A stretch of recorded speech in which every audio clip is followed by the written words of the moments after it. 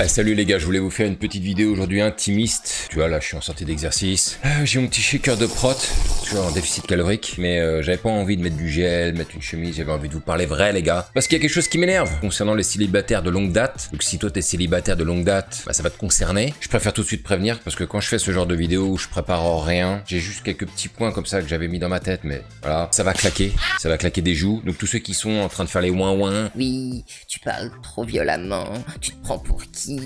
Ça descend les gars. Bah dégagez, le mieux c'est de dégager. Vous supporterez pas la charge, vous êtes trop fragile. Partez, c'est plus simple, c'est plus simple. Parce que là, je vais vraiment vous parler droit dans les yeux. Je vais dire quelque chose qui ne se dit jamais sur internet, ok? Parce qu'il y en a beaucoup qui se donnent des beaux rôles, qui se disent oui, les filles ceci, les filles cela, comment ça se fait, je suis célibataire, moi on me choisit pas. Il y a quelque chose que je viens de me rendre compte, les gars. Et je vais faire un petit parallèle avec les mecs de mon accompagnement, et c'est pas à charge contre eux que je fais cette vidéo-là, mais c'est juste que j'ai réalisé quelque chose, les gars. J'ai réalisé quelque chose d'important. C'est que les célibataires de longue date ne pourront pas se retrouver en relation. Ce n'est pas possible, parce qu'il leur arrive toujours la même chose. Alors, ceux qui sont avec moi dans l'accompagnement, je fais mon maximum, mais ils me mettent des freins. Je me retrouve avec des freins que j'avais pas imaginé, en fait, auparavant. Il se trouve que, quand un mec, il est célibataire depuis longtemps, et je vais pouvoir faire des parallèles même avec ma vie avant que je rencontre la première femme avec qui je me suis retrouvé, du coup, en couple. Il se passe toujours la même chose, en fait. C'est que votre vie, elle est cadencée de façon à, en fait, n'avoir aucune place pour une femme, quoi qu'il arrive. Vous vous en rendez pas compte, parce que vous articulez votre vie de manière logique. Bon bah, j'ai rien à faire, je m'occupe. Alors ça joue aux jeux vidéo le soir, ça fait du sport 5 fois par semaine, tout un tas de trucs qui font que factuellement, et je l'ai vu moi-même, il n'y aura pas de place pour une nana si jamais elle devait se présenter. J'ai déjà vu des exemples, la fille a dit au mec, bon bah on peut se voir quand? lundi je peux pas, j'ai badminton, mardi je peux pas, je joue aux échecs avec un pote, mercredi je peux pas, je sors avec mon fils, jeudi je peux pas parce que en fait je fais du squash, à la limite samedi soir peut-être. La nana dit, mais attends, y a la place de rien ici. Mais comment tu veux faire pour avoir une vie de couple si t'as le planning qui est lourd à ce point? J'en ai vu d'autres qui par contre, eux, ont des vies où ils sont pas spécialement occupés. Mais par contre, ils s'occupent littéralement toute la semaine. Et il n'y a pas la place d'y insérer une nana à l'intérieur. Ils restent chez eux, ils s'occupent chez eux, mais il n'y aura pas la place pour une nana. Je vais vous raconter une histoire du coup comme ça, vous allez vite comprendre. Parce que moi-même, j'ai pris ma leçon à l'époque. La première nana que j'ai rencontrée, vous le savez très bien, j'avais 25 ans à l'époque. Donc c'est tard. Okay. Autant dire que j'étais un célibataire endurci. Donc le message que je vous adresse là, à ceux qui me regardent, c'est un message que j'aurais dû recevoir à l'époque. Mais je l'ai reçu quand même le message, vous inquiétez pas. Et je l'ai bien reçu même le message. Il se trouve que, à l'âge de 25 ans, enfin, j'arrive à rencontrer quelqu'un. Enfin, super. On se voit essentiellement le samedi soir, on se voit de temps en temps la semaine quand t'as travaillé encore à l'époque dans la boîte où je travaillais de temps en temps, mais surtout on se voyait surtout le samedi soir. On dormait ensemble et le dimanche matin, je repartais. Pourquoi je repartais? Et pourquoi on ne se voyait que le samedi soir? Parce que il se trouve qu'à l'époque, j'étais DJ avec des potes et le samedi était réservé à ce qu'on puisse se voir avec les potes de mon groupe pour s'échanger en fait des mix que eux me donnaient parce que moi après je préparais une émission de radio qui était diffusée sur une radio libre. Donc moi je m'occupais du montage de cette émission et le samedi on se réunissait pour que chacun me donne ses mix parce que du coup après je mettais les mix les uns derrière les autres. Je prenais le micro aussi, j'enregistrais au micro pour donner les titres et expliquer ce qui allait arriver par la suite de l'émission. Et en fait c'est moi qui m'occupais de ça. Donc je devais obligatoirement être avec eux le samedi pour récupérer les mix. Il n'y avait pas internet à l'époque, hein. Pour ceux qui disent, ouais, mais il y avait internet. Non, à l'époque, il n'y avait pas internet. Il me filait des mini-disques ou des DAT, pour ceux qui ont connu ça, pour pouvoir récupérer les mix avec la qualité la plus propre possible. Ce qui fait que le samedi, j'étais indisponible à part le soir. Donc, on se voyait le samedi soir et le dimanche, je repartais donc le matin parce que le dimanche après-midi j'avais tennis. Et en fait on se voyait que le samedi soir pour niquer. En fait c'était ça à la fin. Moi personnellement ça m'allait très bien. Dans mon planning de célibataire, dans mes habitudes de célibataire, on se voyait que le samedi soir, on niquait, je repartais le lendemain, c'était nickel. Et puis un jour, il se trouve qu'elle me dit que le samedi soir elle est pas non plus dispo. Je dis ah bon pourquoi? Elle dit bah, parce que attends t'es pas là le samedi, pas le dimanche, moi du coup j'ai trouvé un truc à faire samedi soir. Je lui dis bah on fait comment alors? Elle dit bah c'est toi, on fait comment? Je lui dis bah quoi? Elle me dit bah je sais pas, t'es tout le temps en train de faire un truc, t'es tout le temps en train de t'occuper dans ton coin et en fait je me rends compte qu'il y a pas la place pour moi en fait. Et que la place le samedi soir pour niquer. Mais moi je cherche pas un mec juste pour niquer, je cherche un mec pour partager des trucs, pour qu'on soit un couple. Et là, elle m'a fait disjoncter le cerveau. Là je me suis dit putain elle a raison. C'est exactement ce qui s'est passé. Je me retrouve avec une nana et je continue de vivre ma vie d'avant quand même. J'articule rien autour d'elle, ni avec elle. Je laisse zéro place, juste une petite place là, pour ce qui m'arrange moi, et plus rien. Et elle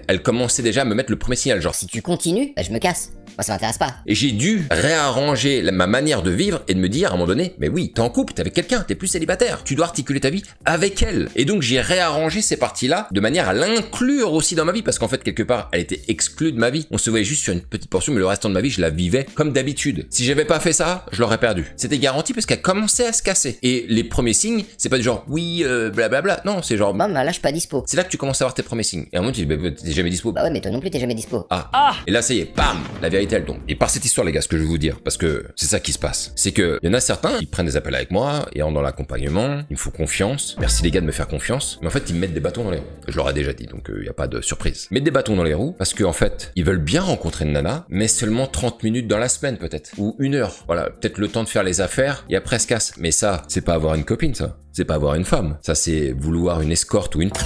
Si vous voulez ça, dans ces cas-là, on n'est pas dans le bon registre. Moi, ça sert à rien que je vous aide à faire des rencontres. C'est juste pour tirer un coup, elle se casse. Ça n'existe pas, en fait. Toi qui es célibataire endurci, peut-être qui me regarde.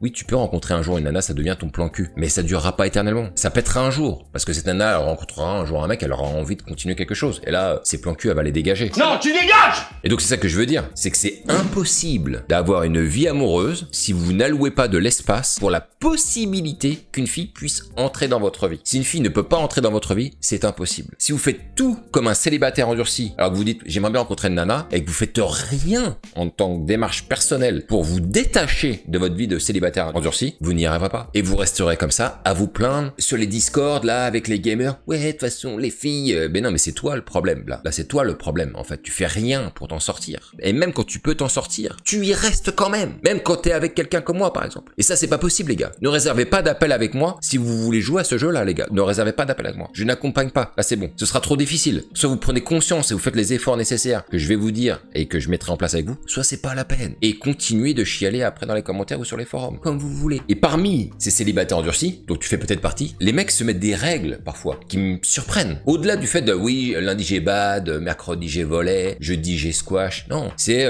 Moi, une nana, je lui réponds pas de la journée. par exemple, il y a un mec l'autre fois il me dit Moi, je réponds pas aux messages à une nana quand je suis au travail. je lui dis c'est-à-dire que de 8h à 18h, tu réponds pas? Il me dit Bah non. je lui dis mais comment tu vas faire pour construire une vie amoureuse dans ce genre de considération? C'est impossible. Une nana, tu lui réponds pas toute la journée, tu vas la perdre. Alors je sais, hein, et là ils vont me dire Oui, les nanas, elles se gênent pas. on n'est pas dans le même cadre. Si une nana, elle t'envoie un message et que c'est en train de partir, et que elle communique de manière simple avec toi, et que elle a envie d'échanger avec toi, et que toi tu n'échanges pas avec elle va se détacher. C'est de ça dont je parle les gars. Qu'il y ait des nanas qui voient au bout de 24 heures la rencontre, elle est même pas actée, mais quand elle est en train de s'acter, comment on fait? Quand la nana, elle est dispo, elle répond, elle a envie d'en savoir plus sur toi, elle aimerait bien te rencontrer, et tu lui réponds seulement à 7h du matin, ou bien à 19h quand tu rentres. C'est impossible les gars, je vous le dis tout de suite. Vous n'y arriverez pas non plus. Autre chose, ça répond pas trop au boulot, voire pas du tout, parce que le boulot c'est le boulot, hein.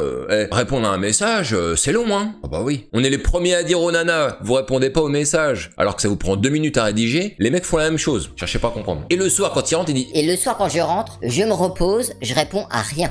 Donc déjà tu répondais pas quand t'étais au boulot, mais en plus quand tu rentres, tu réponds à rien non plus parce que t'as besoin de te détendre. Donc tu vas te mettre un film, tu vas jouer aux jeux vidéo, et vers 22h quand la pression elle retombe, là à la limite je réponds. Et là on commence à discuter à des horaires où en fait les gens ils commencent à aller se coucher. Ça a pas de sens. Il y a tout un comme ça une dynamique que j'ai rencontrée avec plusieurs types, hein, où en fait tout est fait pour qu'il y aura pas de rencontre, pour qu'on n'y arrive pas. Et les mecs trouvent ça normal. Les mecs me disent Bah oui, mais c'est comme ça, c'est... mais c'est vraiment ne pas comprendre comment fonctionnent les rencontres et comment fonctionne une relation. Moi, je rencontre une nana qui me dit je réponds pas à tes messages pendant que je suis au travail, elle dégage. Elle dégage. Genre de 9h à 17h, de 9h à 18h, elle répond pas. Elle est pas capable d'envoyer un message. Elle va répondre à 400 mails, elle va répondre à des coups de téléphone, elle va peut-être même envoyer des SMS à des collègues. Elle a encore le pouce là. Et moi, elle me répond pas. Alors que je suis avec elle. Même pas en rêve, ça marche. Mais c'est pareil pour les mecs. Si vous n'ouvrez pas vos téléphones, si vous n'êtes pas disposé à échanger avec une nana, alors vous ne voulez pas vous retrouver en relation, vous voulez une escorte, et dans ces cas-là, c'est pas moi qu'il faut contacter. Faut appeler des services d'escorte. Parce que vous voulez juste niquer, elle se casse, fini. Par contre, si vous voulez une relation solide, avec du lien, des échanges, de la joie, du bonheur, dans ces cas-là, il faut être prêt à recevoir ces messages et à y répondre. Parce que elle le fera. Croyez-moi mon expérience, les nanas sont tout le temps sur leur téléphone. Et moi, ce que je constate, et je vais en finir là-dessus, c'est qu'il y a beaucoup de célibataires endurcis, si ce n'est en fait tous, hein, à mon avis, qui préfèrent rester rester dans des cercles très fermés, souvent en ligne, hein, on va pas se mentir, hein, c'est l'époque qui veut ça, plutôt que de se retrouver à l'air extérieur et en dehors de ces cercles pour vivre de nouvelles aventures. Mais des aventures qui... Il y en a marre des pouces maintenant, arrêtez les gars avec les pouces. Plutôt que de se retrouver à vivre des expériences nouvelles, parce qu'en fait c'est ça qui se passe les gars. Ça va vous déstabiliser toute votre train-train de vie. Donc ils préfèrent rester enfermés dans leur petit cercle. À dire oui, des fois c'est relou. Ou à se marrer à jouer aux jeux vidéo. Voilà, là on tape des barres, là c'est stylé. Plutôt que d'être avec une nana parce que... Ouais mais elle jouera pas aux jeux vidéo. Bah oui, mais il y a très peu de nanas qui joueront aux jeux vidéo, évidemment. Surtout à notre génération. La génération plus basse encore, mais malgré tout. On n'est pas là pour ça en fait. Il y a un moment donné, il faut quitter la vie de l'adolescence. Jouer aux jeux vidéo, j'y joue encore moi-même, mais parfois. Enfin, il y a un moment donné, il faut comprendre que ça ne s'articule pas. On peut pas passer 2 heures en ligne à jouer aux jeux vidéo et croire que ça va être compatible avec une vie de couple. J'ai un pote, il en a payé les frais. Ah, il a cru que c'était possible. Il avait sa petite salle gaming, il vivait avec sa petite femme, ses gosses. À un moment donné, il lui a dit: Tu sais quoi? Je me casse. Je me casse parce que tes jeux en ligne, ça me casse la tête. J'en ai marre. T'es tout le temps en train de t'enfermer le soir, tu fais tes petites affaires. Ah, ça c'est bien. Tu te marres bien, toi. Ça c'est sûr, tu te marres bien. Mais tu sais que ça existe ou t'es pas au courant? Et de toute façon, vous pourrez pas en faire l'impasse. Vous serez obligé d'articuler votre vie avec une nana. Donc voilà les gars, ce que je voulais vous dire. Là aujourd'hui, je sais que moi, mon accompagnement, il est en train de prendre une dimension et